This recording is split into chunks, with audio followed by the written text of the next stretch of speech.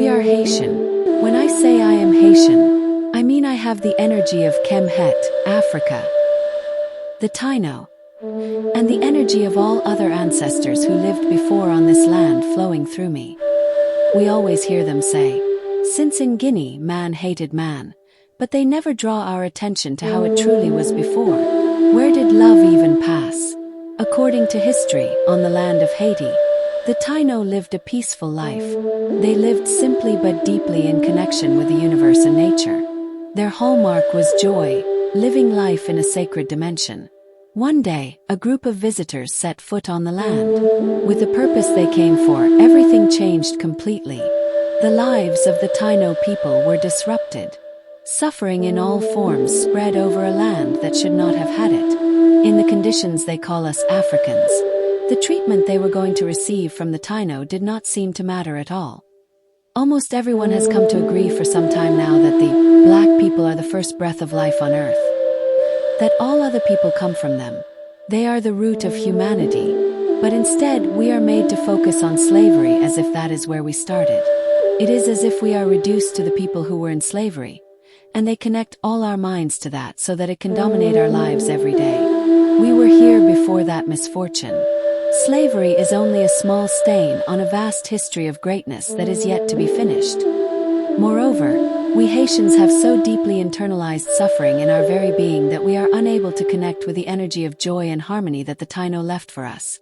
If only we knew how powerful this energy is in bringing healing to the body, heart, and soul. You really have to experience it to know it. Even though it is difficult for us to find our true history in these fragments given to us. As MARIE THÉRÈSE ALBERT says, we can reflect, we can dig into the bones in the ochre.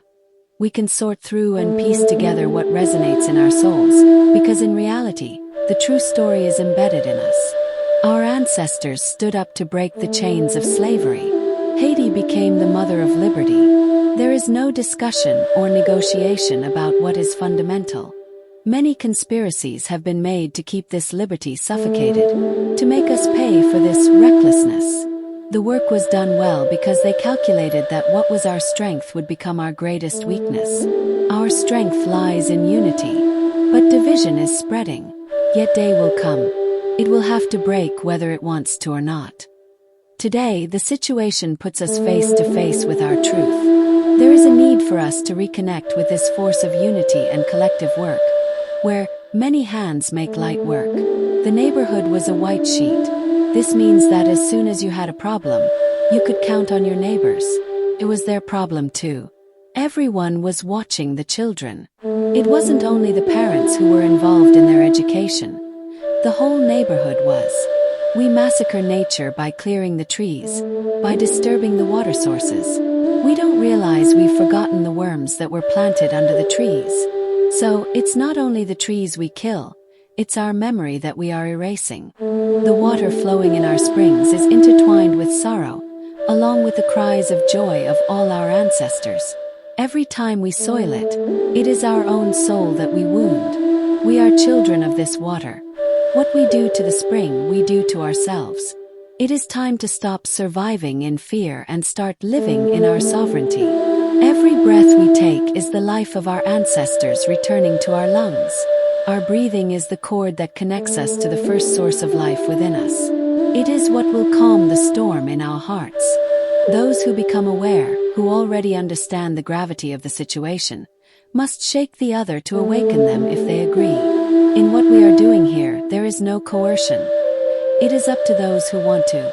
Scholars, historians, spirituals, and mystics all show us that black people are a special people. But are the people aware of it? It is true that a brainwashing was set in motion, but it was miscalculated. The work is not small, it will not be small, but it is possible. A head that is used to wearing a hat will always wear a hat.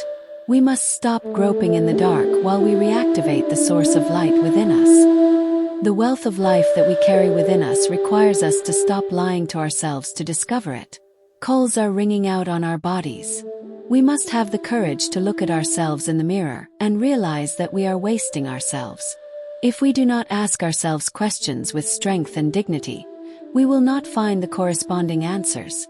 When our consciousness is closed, life becomes a torment. If it is open, we will see the beauty of life in everything. To stand tall as humans, we must touch our history, our secrets, our wounds, and our sorrows. We must go and nourish ourselves at our roots so that the work can be solid. In moments of torment, we must have a good tool to help us pass the difficult stage. Identify your source of strength so you can focus on it with great patience. Do not think about tomorrow, but take advantage of each day, one by one. Today is yours. It is what counts. After the bad weather, the good weather is coming. As Marie Thérèse Albert tells us, we are a strong people, we are Guinea. Our navel string cord is linked to the earth. The heartbeat of the sacred earth and our heartbeat are one. We have the sun above, lighting the path for us to pass. The water springs refresh our feet so we can move forward without fear. Breathe in your greatness. Reclaim your sovereignty. We are the light that never fades.